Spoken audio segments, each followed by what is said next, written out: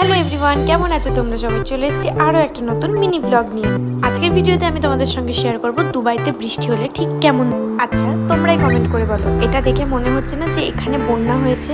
কিন্তু না, দুবাইতে বৃষ্টি হলে 2 ঘন্টা হোক বা 3 ঘন্টা হোক, এইরকমই জল জমে চারিদিকে গাড়ি ঘোড়া সমস্ত কিছু ডুবে যায়। আমার কিন্তু এরকম অবস্থা দেখে মনে পড়ছিল আমাদের কলকাতার কথা, যেখানে একটুখানি বৃষ্টি হলেই ঠিক এইরকম অবস্থা হয়ে যায়। আর প্রীতম এখানে বলছিল যে আমাদের সারদা পার্কের কথা ওর মনে পড়ে যাচ্ছে, যেখানে বৃষ্টি হলে ভেলা নিয়ে বাইরে বেরোতে হয়। আর তোমরা দেখতে পাচ্ছ চারিদিকে কত জল, সমস্ত গাড়ি ঘোড়া সমস্ত সবকিছু কিন্তু প্রায় ডুবেই গেছে। আর বৃষ্টি হবে, বাঙালির প্রিয় ফুটবল খেলা হবে না তাই হয় নাকি? সে দুবাই হোক বা কলকাতা। আর যাই বলো, সন্ধ্যাবেলায় কিন্তু এই ভিউটা দেখতে সত্যি খুব ভালো লাগছে।